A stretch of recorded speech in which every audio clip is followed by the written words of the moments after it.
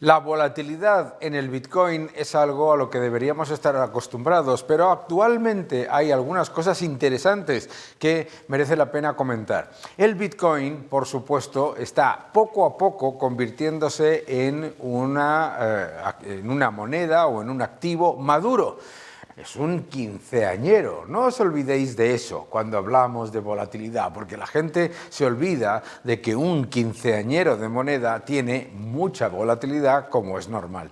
Pero varios factores importantes con el Bitcoin. Número uno, ha habido una enorme entrada de ETFs muy apalancados buscando que solamente subiera. ¿Qué es lo que ha ocurrido? Lo que ha ocurrido es que esa gente que tomaba posiciones cortas en dólar y que además las apalancaba mucho para financiar posiciones largas en Bitcoin, como ha ocurrido con la plata y como ha ocurrido también con algunos otros activos, ¿qué es lo que ha ocurrido? Que cuando el dólar ha empezado a no solamente rebotar, sino mantenerse dentro de esa banda que lleva desde junio, lo que se ha generado inmediatamente es un montón de margin calls.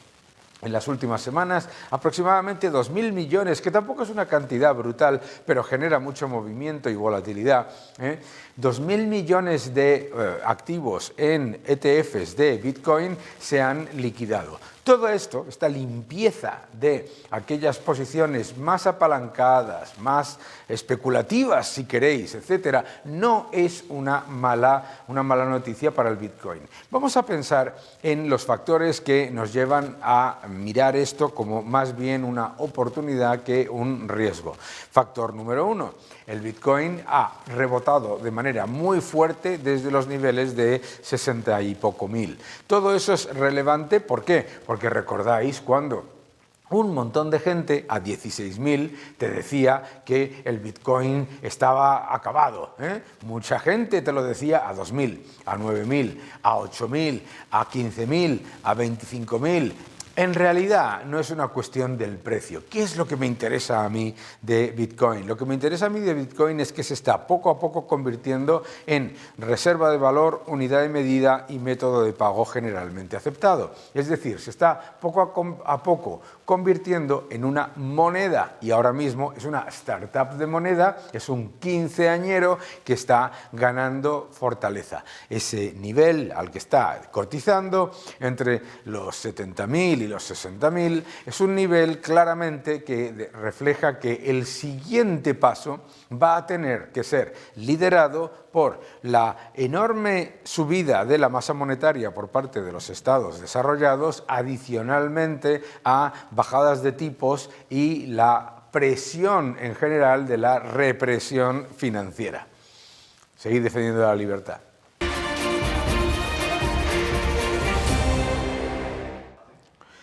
La propaganda del gobierno nos habla constantemente de que España va como un cohete, el país que más crece del mundo mundial, es una cosa increíble,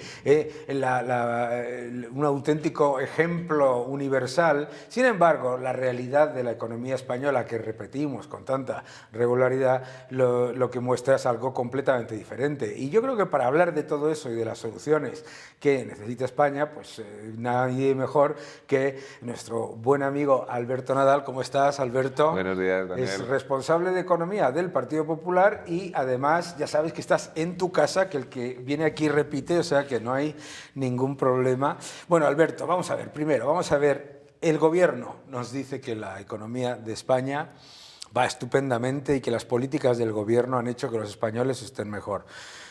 Sin embargo, obviamente, en las votaciones no solamente no se refleja esa alegría, sino que la gente está mostrando su descontento. ¿Qué es lo que podemos decir de verdad sobre lo que está pasando con la economía española?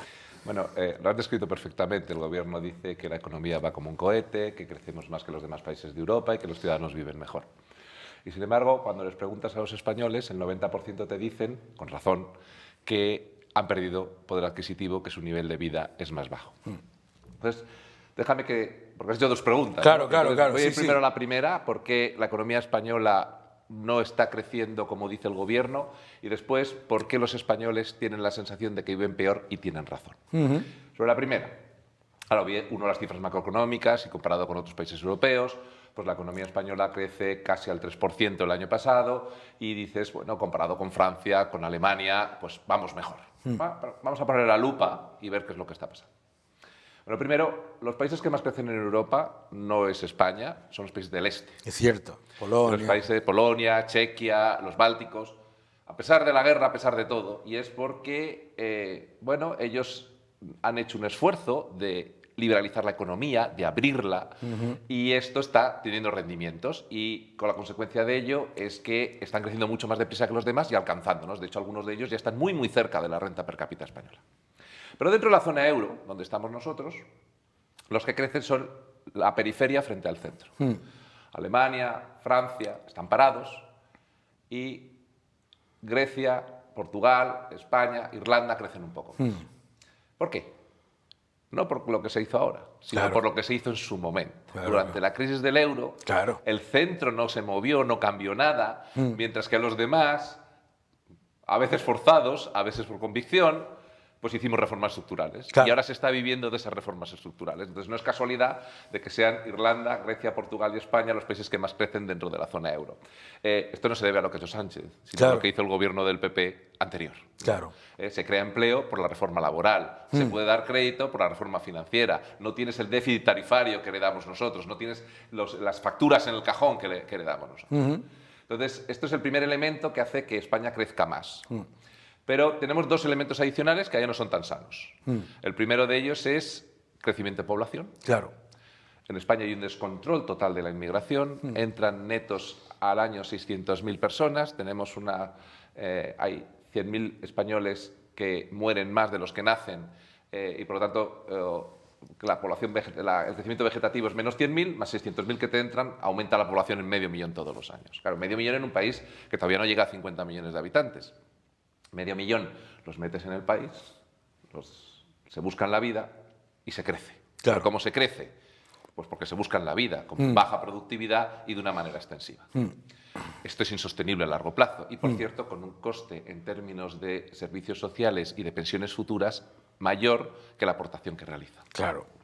En segundo lugar, el motivo por el que se crece más que el vecino es que el resto de los países europeos es porque nuestro nivel de gasto público y nuestro nivel de endeudamiento público es mucho más alto. Desde que gobierna Sánchez, el crecimiento del gasto público sobre el Producto Interior Bruto, es decir, lo que pesa el gasto público en el conjunto de la economía, ha aumentado 4,5 puntos. De esos 4,5 puntos, solo 1 es pensiones. El resto es gastar. Gasto corriente. Gasto corriente, porque la inversión, estamos entre los 3 o 4 países con inversión pública más baja de Europa. Eso es. A mí me gusta poner este ejemplo, ¿no? Bueno, es muy popular dar un bono transporte. Y todo el mundo le gusta pagar menos por el servicio. Pero si en vez de gastarnos en un bono transporte nos lo hubiéramos gastado en mantenimiento de vías, quizás el bono transporte ahora serviría para algo porque habría trenes que funcionaban y ahora no. ¿Vale? Por lo tanto, tenemos más gasto que los demás. Mientras los demás están bajando su endeudamiento, nosotros lo hemos aumentado en 500.000 millones y en términos de Producto Interior Bruto no lo bajamos desde antes de la pandemia. Y el gasto crece. Y esto a pesar de que es el gobierno con más ingresos de la historia. No ha habido ningún gobierno de España que haya tenido la recaudación fiscal, los fondos europeos y el crecimiento de deuda pública que ha tenido este gobierno. Y aún así las cosas no funcionan. Y ahora voy a la segunda parte.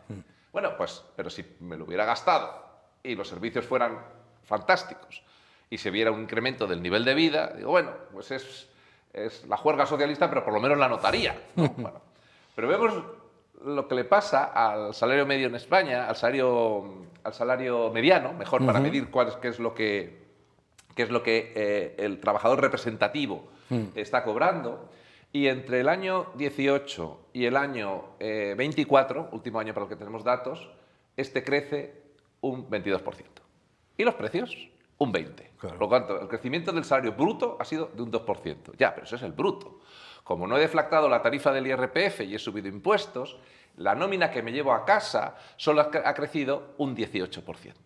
Es decir, los salarios han crecido un 18% en términos netos, el salario mediano español, la inflación un 20% y los alimentos un 36%. Claro. ¿Por qué? porque aunque te han subido el salario, has subido más los precios y sobre todo te han subido mucho más los impuestos. Claro. Y esto lo percibe la clase media española y por eso, con razón, dice que ha pedido poder adquisitivo. Claro, no solamente ha perdido poder adquisitivo, sino es que lo que yo veo es esa enorme pérdida de oportunidad, ¿no? O sea, estamos hablando de un gobierno que ha contado con el mayor estímulo fiscal y monetario de la historia, lo acabas, como tú dices, que además ha contado con los fondos Next Generation, que además tiene ingresos récord, con lo cual podría estar invirtiendo en el futuro y lo está gastando en cosas. Y además, los ciudadanos españoles son más pobres en términos netos reales y además de ser más pobres, les es cada vez más difícil acceder a una vivienda y llegar a fin de mes. Claro, aquí lo que utiliza siempre el gobierno, tú lo has dicho perfectamente, es que dice, no, es que crecemos más que los grandes países de la Unión Europea. Claro, y a mí eso de suspender menos que el más cenutrio de la clase me da igual, países que están en estancamiento. Pero, curiosamente, en Producto Interior Bruto per cápita tampoco, porque el Producto Interior Bruto per cápita, ¿no? 2017-2026, según el Fondo Monetario Internacional, es el mismo que el de la media de la zona euro. Entonces, ahí tú has hablado de ese problema que viene después a atacar a la economía española. El efecto de la inmigración luego tiene un efecto muy grande con respecto a las cuentas públicas. ¿Cuáles son los riesgos que tú ves una vez que este efecto placebo que se ha desaprovechado se pierden los fondos Next Generation, se pierden una serie de factores, etcétera? Es que tú, que eres un gran economista, me vas a entender perfectamente. Lo único importante para una economía, lo único que te hace crecer a largo plazo, lo único que te hace pagar las pensiones, lo único que permite es subir el salario medio, claro, no el salario mínimo. O sea, el gobierno está muy contento y muy orgulloso de haber subido el salario mínimo. Nosotros queremos subir el salario medio. Claro, claro. Lo único que hace que el país avance es que crezca la productividad. Claro. Vivimos mejor que hace 50 años porque somos más productivos. Vivimos mejor que hace 200 años porque somos más productivos. Viviremos peor que dentro de 25 años si en estos 25 años incrementamos la productividad. Lo único que importa es el crecimiento de la productividad. ¿Y qué tenemos? Un crecimiento de renta per cápita muy débil, claro, porque el crecimiento de la productividad está estancado o negativo. En los últimos 3 trimestres la productividad está creciendo negativo. Es increíble. Está entrando gente en trabajos poco cualificados, en que se necesita poca formación, lo que produce por persona es más bajo y la media te baja. Es que es de cajón. Entonces, en vez de impulsar la inversión, la tecnología, la formación en capital humano, la formación en capital tecnológico, que es lo que te hace crecer a largo plazo, en instituciones que funcionan, en que la economía de mercado funcione con menos restricciones cada vez más, lo que estamos realizando es políticas de compras de votos, incrementos de gasto, incrementos de impuestos, asfixiar a través de la regulación la libertad individual y haciendo la economía más constreñida. Esto lo puedes sostener, esa quimera, durante un tiempo, como hemos dicho, a base de gasto, pero no te da un crecimiento a largo plazo. Una prueba de lo que estoy diciendo. España tiene menos renta que Alemania o que Suecia, y todavía menos que Estados Unidos o Canadá. Luego es un país que a priori debería estar atrayendo inversión, porque aquí debería haber oportunidades de negocio para poder cerrar la brecha que tienes de productividad y de renta con los países más ricos de tu entorno. Sin embargo, ¿qué está pasando? Que tenemos que el ahorro español es suficiente para financiar el déficit público, que es todavía cuantioso, la inversión, porque no es muy alta, y financiar la inversión de fuera. Sí. Es decir, el ahorro español, el ahorro generado por los españoles, no encuentra oportunidades de inversión en España y las busca afuera, incluso en países que tienen más renta y más productividad que nosotros, cuando debería ocurrir lo contrario. Cuando tú tienes un menor nivel de productividad y un nivel menor de renta, tiene que haber oportunidades para traer cosas a España, traer tecnologías a España, traer inversión a España, que sea más productiva y cerrar ese diferencial de renta que mencionábamos al principio de la charla, que es lo que están haciendo los países del este. Entonces, ¿qué en el fondo qué está ocurriendo? Que ni los empresarios de dentro ni los de fuera ven sostenible el modelo a largo plazo y por eso no invierten. Y al revés, los ahorradores españoles tampoco ven el modelo de crecimiento a largo plazo y prefieren que parte de su ahorro vaya destinado al exterior y no invertirlo en España. Es brutal en eso que tú estás comentando ver cómo las empresas que han mejorado su balance, fortalecida su posición a lo largo de estos años después de la crisis del euro, cuando toman decisiones de inversión, están tomando las decisiones de inversión fuera de España en vez de tomarlas en España, y que las que quieren tomarlas en España, esto ya es lo último, no tienen acceso a la red eléctrica encima, que es la parte otra importante, que es la de las infraestructuras. ¿Cómo ves tú lo que hay que hacer con respecto a las infraestructuras? Porque hay un problema, además, tú has hablado de la regulación, no solamente de falta de inversión, sino además de una regulación punitiva, ¿no? A ver, tenemos un problema de envejecimiento de todas nuestras infraestructuras a todos los niveles. Sí. Desde las clásicas, las que serían del Ministerio de Transportes de hoy en día, a los puertos, los aeropuertos, las carreteras, el ferrocarril, pero también otros dos tipos de infraestructura que son más modernas y que son esenciales, las energéticas y las digitales. Sí. En todo ello, falta inversión y en grandes volúmenes. El Gobierno ha malgastado los fondos europeos, lo has mencionado anteriormente, ha sido uno de los grandes fiascos, 160.000 millones que iban a transformar la productividad y la estructura del país, que no han servido para nada. Bueno, sí han servido para una cosa, para que Sánchez no necesite presentar los presupuestos en la Cámara, porque con los fondos se maneja para mover el dinero entre los ministerios sin tener que pasar por el Parlamento. Es el único elemento práctico que han tenido, porque ni la productividad ni la inversión han crecido con los fondos europeos. Entonces, ya los fondos están acabando, el nivel de endeudamiento es alto, habrá que pensar, y al mismo tiempo hay que modernizar las infraestructuras.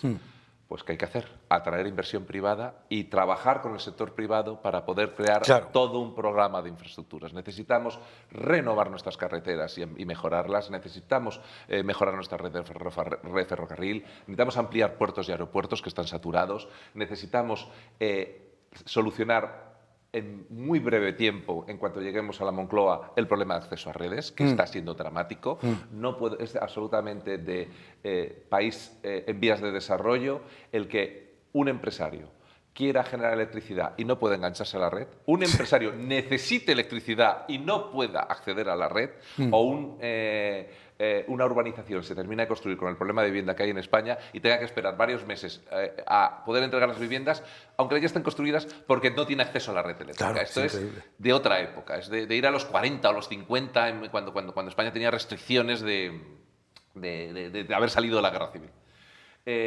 Por tanto, en el sistema energético tenemos un problema de acceso a redes y luego esperemos que Sánchez no dure mucho en la Moncloa, porque hay que revertir la cuestión nuclear cuanto antes. Eso desde luego. Esto es absolutamente esencial, mantener nuestras centrales nucleares. No hay ningún país del mundo que haya podido hacer un proceso de descarbonización sin combinar hidroeléctrica, nuclear y renovable. Ninguno, no hay ni un solo ejemplo.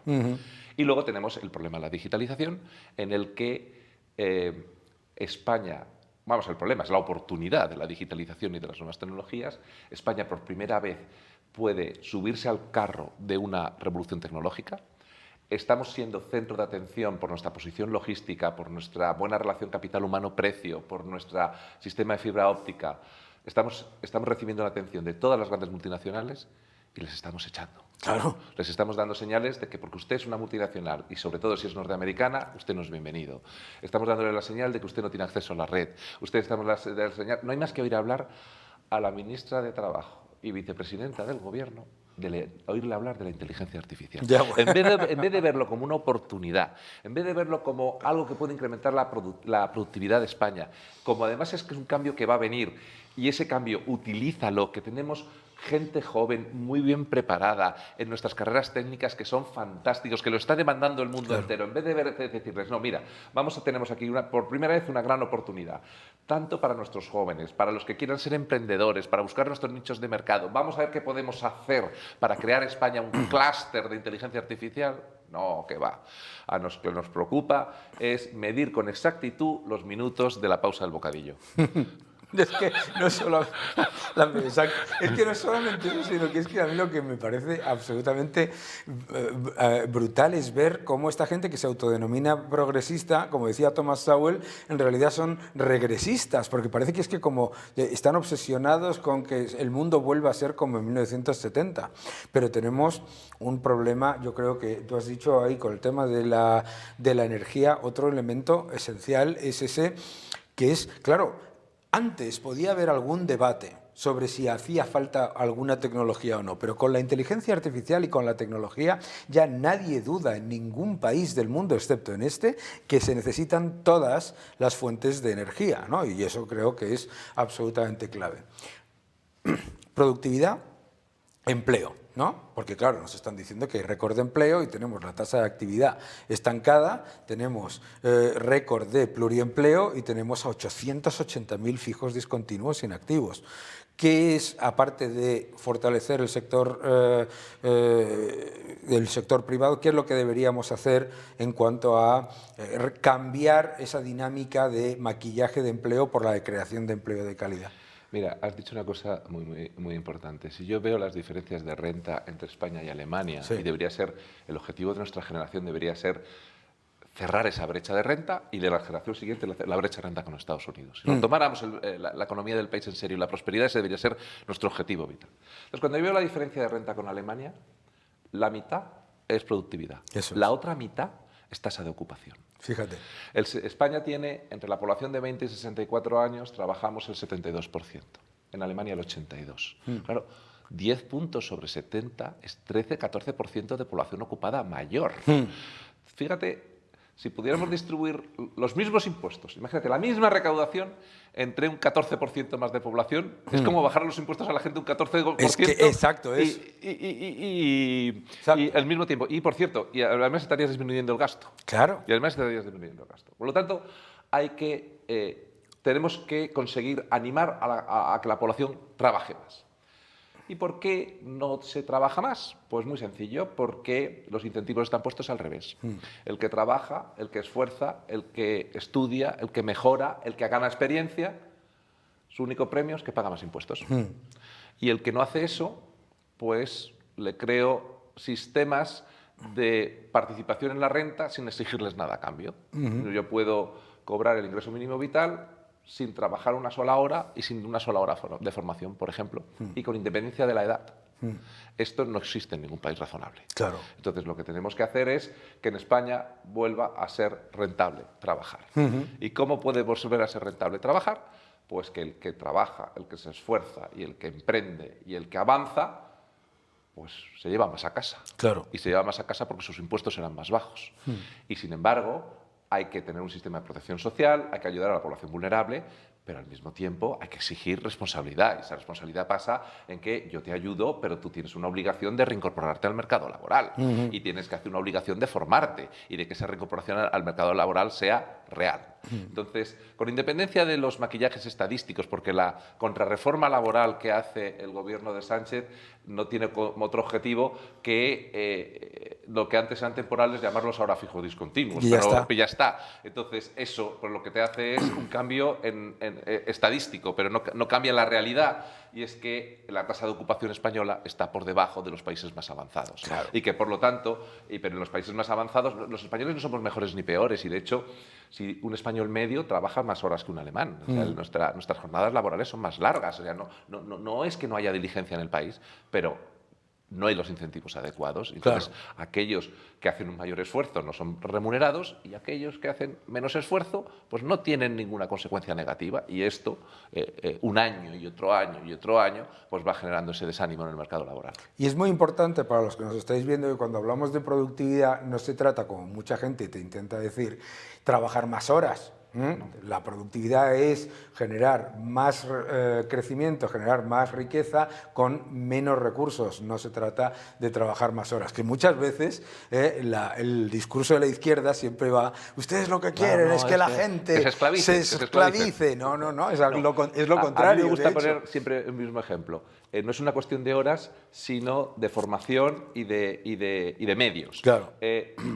10 trabajadores con una pala y trabajando muchas horas hacen menos que un trabajador con una excavadora trabajando menos horas. Claro. Pero la excavadora es una inversión. Necesitas, para comprarla y para adquirirla, necesitas tecnología y necesitas inversión en esa excavadora. Y eso es lo que tienes que hacer. Pero claro, la pregunta es, ¿qué has hecho en el sistema impositivo, por ejemplo, para fortalecer la inversión de las empresas y que adquieran más medios para incrementar esa productividad? Sin hacer más que darles palos. Claro. Pero es que además hay otra... Déjame hablar un momento de impuestos porque adelante, creo que es interesante.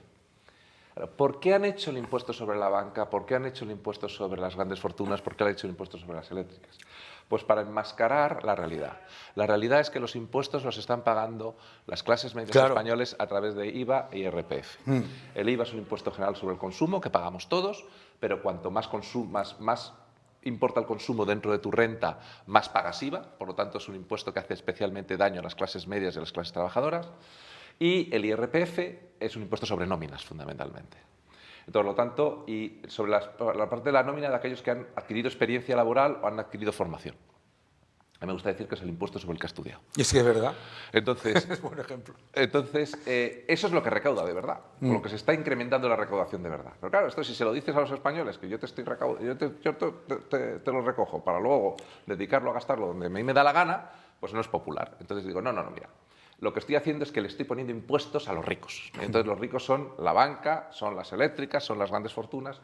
Todo eso junto no recauda apenas nada, comparado con las grandes masas de las grandes figuras tributarias. Sí, pero estás dando una señal, tanto a los inversores de dentro como a los inversores de fuera, que determinados sectores, determinadas empresas no son bienvenidas en el país. Claro. Y esto al final repercute en contra de los españoles, porque si no recibes esas inversiones, si esas empresas no crecen, no se aumenta la productividad y no se pueden subir los salarios medios, que es lo que a nosotros realmente nos interesa. Claro, porque el concepto que utiliza siempre el gobierno es el de ellos solamente suben los impuestos a los ricos, sin embargo, la no deflactación de la inflación a los impuestos es el principal factor de aumento de ingresos, además de, obviamente, las subidas de impuestos que han llevado a cabo. Esas que anuncian a bombo y platillo han tenido un impacto recaudatorio, vamos, en total, si no me equivoco, no llega a los 2.000 millones en un país que recauda pues 700 veces esa cantidad, ¿no? Entonces es absolutamente, además, desincentivador, es decir, generas una sociedad en la que no solamente estás condenando a la economía a tener empresas mucho más pequeñas, sino más economía sumergida, ¿no? A mí me gusta ponerlo de esta manera para que se vea, y solo esto es IRPF, solo es el impuesto sobre la renta. Supongamos una familia de 2 miembros y 2 hijos y que cada uno gane 20.000 euros, un salario medio en España. Por la no deflactación de la tarifa están pagando de más de 1.000 euros al año. Ya. Es que es una brutalidad. Es una brutalidad.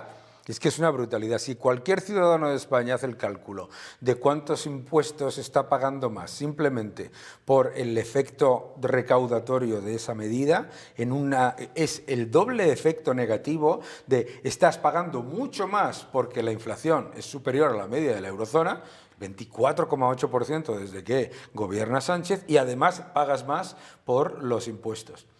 Muy bien. Llevamos como 20 minutos mostrando las deficiencias, pero vamos a ver de aquí al futuro qué es lo que hay que hacer. Pues muy sencillo, todo lo que ha hecho Sánchez, al revés. Se va haciendo cada una de las cosas que ha hecho, haces lo contrario y acierta. Vamos a empezar. Necesitamos, el objetivo central es subir la productividad para de esta manera subir el empleo, los salarios, las rentas y financiar con menos impuestos el sector público. Muy bien. Y hacer sostenibles las pensiones. Y hacer sostenibles las pensiones. Claro. Entonces, lo primero que necesito es poder bajar impuestos. ¿Dónde? En 2 áreas fundamentales. En el sector productivo, porque tengo que incentivar la inversión, la captación de talento y la adquisición de tecnología, y devolver a las clases medias parte de la pérdida del poder adquisitivo que han perdido como consecuencia de la no actualización del IRPF por la inflación. Por cierto, que las familias con hijos son las más castigadas. Las más, porque uno de los elementos que no has actualizado es el mínimo vital. Y el mínimo vital tienes más si tienes hijos. Claro. Por lo tanto, a ser a las que más daño has hecho. Pero no solamente es porque las clases medias tienen que recuperar poder adquisitivo que han perdido con los impuestos, sino es que también para incentivar el esfuerzo, el trabajo y la inversión en capital humano, la inversión en formación. Entonces, lo primero que necesitas es bajar impuestos. Para bajar impuestos hay que bajar gasto. Y el gasto hay que bajarlo con inteligencia y cómo se puede hacer. La experiencia te dice que la motosierra queda muy bien, pero no es real, ¿no? Elon Musk lo ha intentado. Milei sí consiguió, porque ahí había zonas enteras del peronismo que se podía cortar, Pero en un país europeo avanzado lo que tienes que hacer es lo que ha hecho siempre los gobiernos del Partido Popular, y es que el gasto crezca por debajo de lo que crece la economía. Todos los años el gasto tiene que crecer por debajo de lo que crece la economía e ir erosionando el peso del gasto en la economía, lo contrario de lo que ha hecho Sánchez. Esto te va dejando espacio para bajar impuestos en esas dos áreas y hacerlo de manera continua, de manera que el estímulo sea permanente. Con eso incentivamos la inversión, incentivamos parte de la formación de capital humano. La segunda cosa que tenemos que hacer es desregular. Tenemos en Europa un problema. Europa maneja el 1% del Producto Interior Bruto, es decir, frente al 40% que manejan los Estados miembros, solo maneja el 1% del Producto Interior Bruto. Tenemos 28 comisarios, 700 eurodiputados, tienen que hacer algo, lo que hacen es normas que nos están invadiendo. Pero cuando esas normas además llegan a España, el gobierno tiene una ideología militante y lleva esa militancia al BOE, todavía las complica más. Eso es cierto. Entonces, necesitamos todo lo contrario. Las normas tienen que estar para lo que tienen que estar, y es evitar conflictos o facilitar las cosas. No tienen que estar para transformar la sociedad, quiera esta o no quiera, o llevar la ideología al boletín oficial del Estado. Entonces hace falta eliminar buena parte de la regulación que está asfixiando especialmente al tejido productivo de mediana, pequeña empresa, de autónomos. Además, necesitamos un sistema de justicia que funcione. Es esencial para la economía de mercado defender el derecho de propiedad y el cumplimiento de los contratos. Los grandes pueden pleitear indefinidamente. Nuevamente, el pequeño y el mediano es el que tiene que confiar en la justicia para que ésta le resuelva los conflictos cuando no pueden. Y, por cierto, muchas veces con la propia administración es ese conflicto, ¿no? Necesitamos una agencia tributaria que esté de tu lado, que no sea tu enemigo, y necesitamos órganos reguladores verdaderamente independientes. El segundo capítulo, que sería, junto a los impuestos, la parte institucional. Una tercera cuestión, ya la hemos mencionado, energía. Necesitamos energía barata, segura y fiable. Y entonces hay que revertir totalmente la política energética y solucionar en el más breve plazo posible el problema de accesos de red. Y cuando hablamos de revertir toda esa cantidad de cosas... Espera, faltan dos cosas. Sí, perdón. Déjame. Adelante. Lo bueno que tenemos en este programa es que no le cortamos. Dos rápidas. Formación. El sistema de formación en España se ha quedado anticuado. Sí. Cada vez gastamos más y tenemos peores resultados en las comparaciones internacionales y no sabemos integrar las nuevas tecnologías.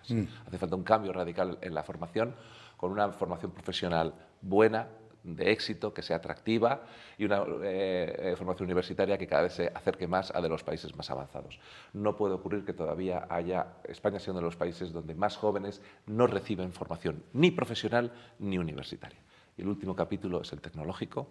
España invierte poco en tecnología, los incentivos no son los adecuados y necesitamos que toda esta aparición de nuevas formas de manejar la era digital que van a cambiar el mundo, estar allí desde el principio. Esas 5 cosas son los ejes esenciales de la política económica que llevaría a cabo el Partido Popular. Y luego yo creo que no podemos olvidar de la cantidad de gasto clientelar que este gobierno ha aumentado. Eso o se corta o se utiliza en contra del incumbente. Eso fue lo que se dio cuenta Javier Milei a la primera. Como no le cortes los fondos a los que te van a intentar hundir el gobierno cuando estés en el gobierno, vas a perder. Sí, eso está claro, pero hay que recordar que España es un sistema federal. Sí. Es decir, lo primero que necesitamos es reordenar el sistema de financiación local, autonómica, seguridad social y Estado. Sí. Que ahora mismo, por poner una idea, Europa ha cambiado totalmente sus reglas fiscales. Sí. Y, sin embargo, nosotros seguimos con la antigua ley de estabilidad presupuestaria. Claro. O sea, hace falta... La ley de estabilidad presupuestaria es la que ahorma toda la administración pública española. Y luego la segunda cuestión, que nunca hay que olvidar, es que el Estado es el gran recaudador, pero son las comunidades autónomas las que realizan la mayor parte del gasto. Sí. Entonces hay que mantener un equilibrio en cómo hacer el gasto más eficiente, pero sin que sufran los servicios públicos esenciales, especialmente sanidad y educación. Pero como decía anteriormente, o sea, no es una cuestión solamente de gasto. Hay políticas en las que se ha echado grande cantidad de dinero y los resultados son pésimos. Una de las cosas que hay que hacer esencial, es dejar de medir en este país las políticas en términos de lo que gasto, sino de lo que consigo. no me diga cuánto se ha gastado usted en política de vivienda, dígame cuántas viviendas se han construido con Claro, esto. claro. No me diga cuánto me he gastado en política medioambiental, dígame cuántas toneladas de CO2 he evitado. Claro. Empezar a medir de verdad cuál es el resultado de las políticas, porque si escuchamos cada Consejo de Ministros, uno tras otro, lo que te venden es el dinero que voy a echar, no lo que voy a obtener. Ni siquiera te hablan del dinero, como dicen ellos, que han movilizado. El concepto movilizar, que a mí me encanta, que significa nada, literalmente. 5 puntos muy interesantes que, obviamente, a medida que vaya pasando el tiempo, vamos a desgranar cuando te apetezca. Muchísimas gracias por venir al programa. Ya sabes que estás en tu casa y a todos ustedes nos vemos dentro de 7 días, más o menos.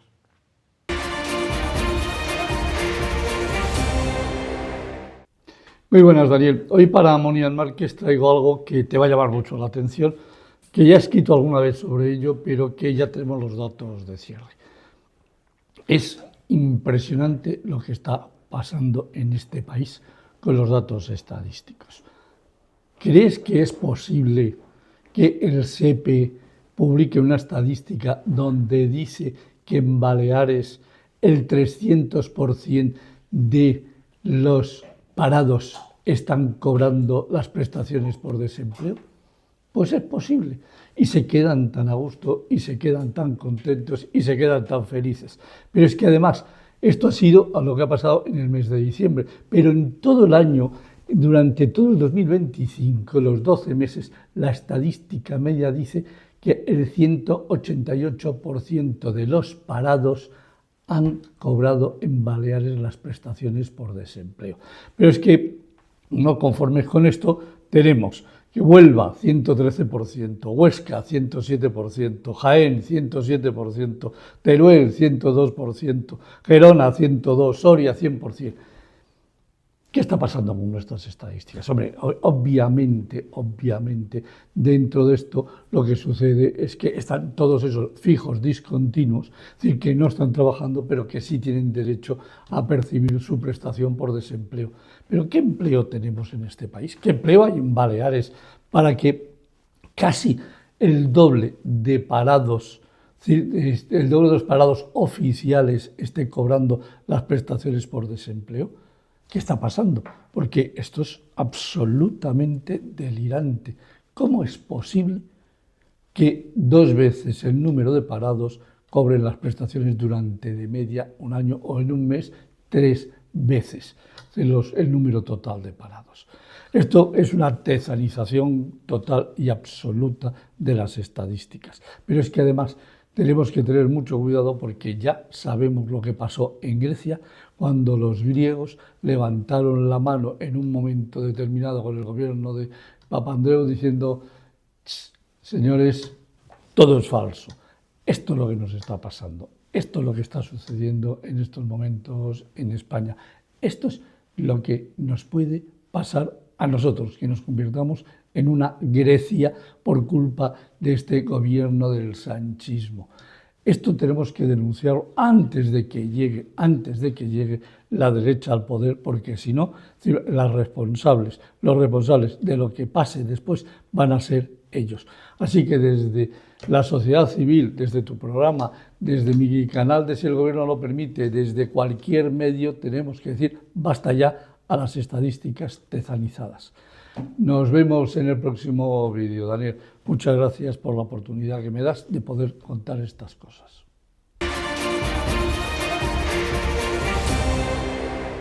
Los gráficos de la semana nos reflejan algunos elementos interesantes de la economía mundial, especialmente de Estados Unidos, que siempre lidera la información macro. Vamos al primer gráfico. En este primer gráfico lo que podemos ver es la evidencia del empleo en Estados Unidos. Un montón de gente ha visto los datos de empleo como aparentemente negativos. Sin embargo, la realidad es que el empleo privado sigue creciendo y ya alcanza nuevos récords, el empleo privado doméstico todavía más, y lo que está bajando es el empleo público, y esto es muy relevante. Podéis ver en azul cómo el empleo público fue el factor fundamental de creación de empleo durante la administración Biden y cómo Lo que se está haciendo ahora mismo es revertir esa tendencia. Más empleo privado, más empleo doméstico, muy importante, menos inmigración y, por supuesto, más empleo de calidad y, por lo tanto, no disfrazar las cifras de empleo con empleos públicos. Vamos al siguiente gráfico. Aquí podéis ver otro factor esencial en cuanto a Estados Unidos, que es el dólar. La tendencia del dólar lleva en un canal absolutamente lateral desde junio. Pero lo más importante, el dólar está por encima de la media de los últimos 15 años, por encima de la media de los últimos 20 años. Es decir, el dólar mantiene su posición como moneda de reserva del mundo y la volatilidad que ha tenido recientemente no es nada más que lo habitual en una moneda tan potente. Vamos al siguiente gráfico. En este gráfico se puede ver de una manera un poquito más complicada, pero yo creo que es evidente que la demanda de bonos de Estados Unidos no solamente no ha bajado, sino que ha subido. Ahí podéis ver cómo en los últimos datos la demanda de bonos a 2 años, a 10 años y a 30 años están por encima de 2,5 veces. Es decir, la demanda de bonos por encima de la oferta, más de 2 veces, entre 2,4 y 2,5 veces. Eso obviamente no muestra ningún tipo de desdolarización. Vamos al siguiente gráfico. En Estados Unidos también la inflación claramente contenida. El último dato de Trueflation muestra una inflación en Estados Unidos del 0,99%. Estamos hablando de una inflación muy baja y sobre todo lo importante aquí obviamente es que el dato final de la Oficina de Estadísticas probablemente sea superior, pero no es nada. Y es desde luego muy importante ver que la tendencia es inequívoca. Desinflación en Estados Unidos, dólar fuerte, demanda de dólares todavía muy potente, de hecho 2 veces por encima de la oferta y además reducción de la inflación. Vamos al siguiente gráfico. Y aquí podéis ver las estimaciones de crecimiento para el primer trimestre. Y yo creo que es muy importante ser clarísimo, ¿de acuerdo? Las estimaciones para el cuarto trimestre, me disculpáis, es del 4,2% de crecimiento. 4,2%, espectacular, ¿verdad? Vamos al siguiente gráfico.